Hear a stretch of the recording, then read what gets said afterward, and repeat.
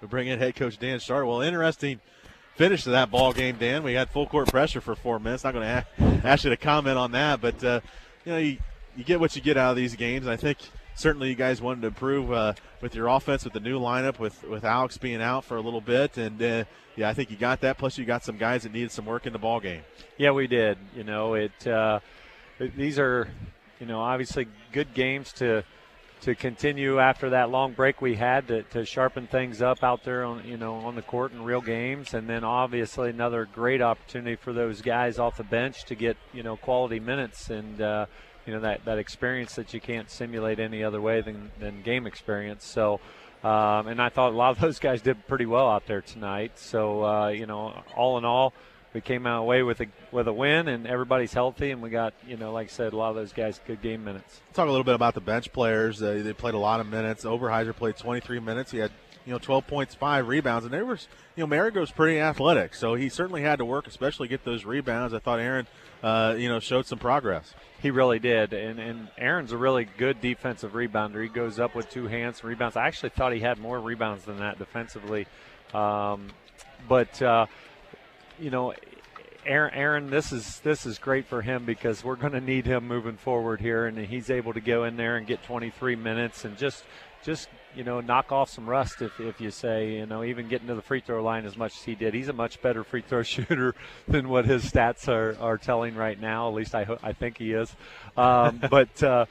He is in practice. Let me rephrase that. But no, Aaron did a good job when he was in there. I thought Trey and Kat, Kat had a couple struggles early and then really got it going, I thought. And, it's just a good opportunity for him to get Aaron to get a lot of post touches and then, continue to have to communicate on defense for long stretches when he's fatigued and, do some things he hasn't had to do all year long.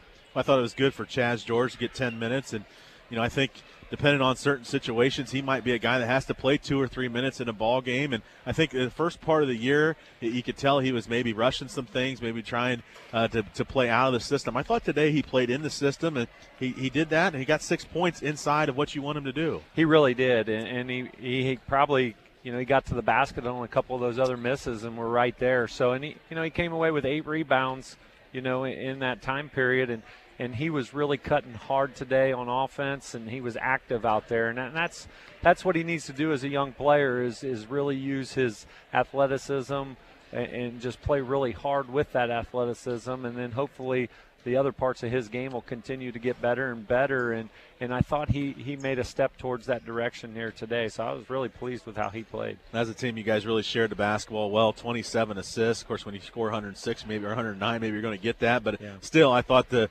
guys looking for other guys, multiple guys with 4 and 5 assists, and that's good to see. It's great to see. It's really, what we try to pride ourselves on, on offense. And I thought we had – we had guys passing up good shots for great shots, and we talk about that a lot. And if we continue to do that, we're going to continue to play well on offense. There's going to be nights we shoot the 3 a little bit better than others.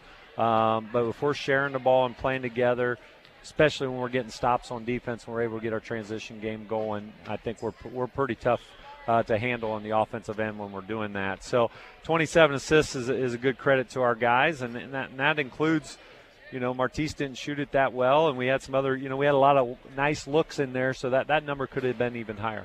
Well, you closed the book on 2016 and 9-3, and it's a pretty good start to the year. And now you're in position to start doing some things. Second half of the year starts, and it's a big week. We start with Carlo, a non-conference game.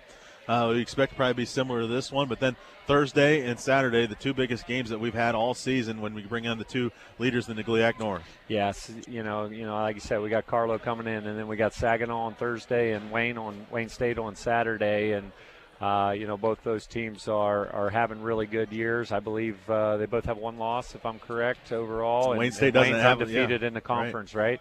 And they're both going to come in here with a very physical approach defensively, and both have veteran teams, upper class teams. Should be really good tests for our guys. Hopefully we'll have a great environment here because those are 2 of the better teams we're going to play this year, and we're going to need Croy to be rocking because those games are going to probably determine a lot when it's all said and done at the end of the year. Certainly is, Coach. Well, thanks for joining us, and we'll see you on Monday. All right, thanks a lot, Jason. Assistant Coach Dan Shardo, appreciate him joining us after every ball game.